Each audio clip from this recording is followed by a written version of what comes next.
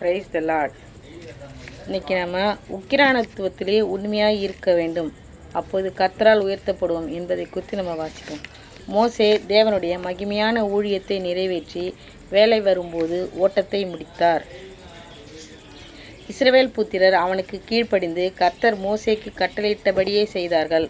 உபாகமம் 34ஆம் அதிகாரம் 9வது வசனம். உக்கிரானத்துவத்திலே உண்மையாக இருந்தால் உயர்த்தப்படுவதை ஒருவராலும் தடுக்க முடியாது.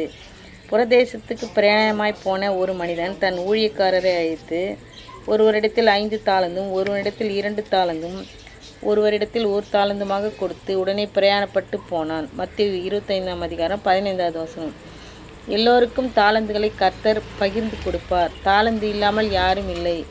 தாலந்துகளை உணராமலும் உபயோகிக்காமலும் சிலர் இருக்கக்கூடும். மற்றவர்கள் பெற்றுக்கொண்டு உபயோகிக்கிற தாலந்துகளை கண்டு பொறாமை கொள்ளுகிறவர்களாகவும் சிலர் இருக்கக்கூடும். 5 தாலந்தை வாங்கினவன் அதை கொண்டு வியாபாரம் செய்து 5 தாலந்தை புதிதாய் சம்பாதித்தான். மத்தேயு 25ஆம் அதிகாரம் 16வது வசனம். 2 தாலந்தை வாங்கினவனும் வியாபாரம் செய்து வேறு 2 தாலந்தை சம்பாதித்தான். 1 தாலந்தை வாங்கினவன் புதைத்து வைத்தான். மத்தேயு 25ஆம் அதிகாரம் 18வது வசனம். பெற்றுக்கொண்ட தாலந்துகளை ஆத்துமாக்களின் இரட்சிப்பிற்காக, சபைகளின் வளர்ச்சிக்காய் தாலந்தை கொடுத்தவர் நாமம் மகிமைப்பட வேண்டும், முழுமையாக பயன்படுத்த வேண்டும். பாடக்கூடிய தாலந்து பெற்றவர்கள் பாடல்கள் பாடி முடித்த பிறகு ஆராதனைக்கு வருகிறார்கள். கரம் தட்டி பாடுவதற்கு நல்ல ஆரோக்கியமுள்ள பலமுள்ள கரங்கள் உண்டு. ஆனால் கரம் தட்டி கர்த்தரை ஆராதிக்கிற அனுபவமோ மனமோ இல்லை என்று ஆகிவிட்டது.